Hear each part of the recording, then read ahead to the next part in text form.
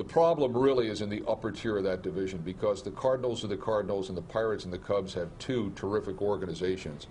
And I think the headline here isn't so much that they're a game and a half or, 2.5 games out of last place. It's that the top of that division is so strong right now, and the Reds are so weak right now as an organization that they've really got to rebuild. I mean, it didn't take the Cubs, like Pete said, what did God tell the Cubs? Don't do anything until I get back. Right. The Pirates have been coming out of the hole a long, long time, and they're finally out of it.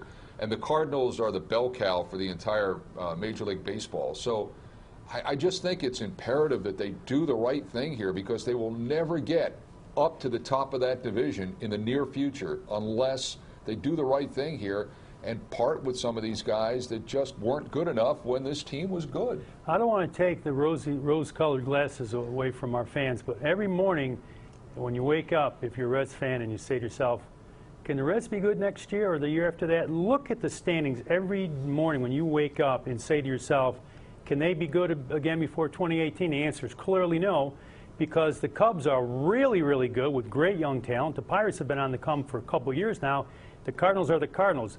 The Reds aren't even close to being in that same league, and for that reason, they really should trade off as many guys as they can. Yeah, the Cubs are 6 games over 500. They're 10.5 games out of first. Yeah, and the Cubs, I mean, you look at, you're going to look at a everyday starting lineup with the Cubs that is going to be all young guys, and that are all just going to be mashing. I mean, you know, they don't have so many good young talented guys. They don't know what to do with them, where to put them. I mean, you're going to have Schwarber at catcher, Rizzo at first. You got Addison Russell, you got Starlin Castro, you got Bryant, you got Baez, you got Soler. I mean, that's a potential and what are the 6 or 7 guys that are all like 23, 24 years old. And what do the Cardinals do today?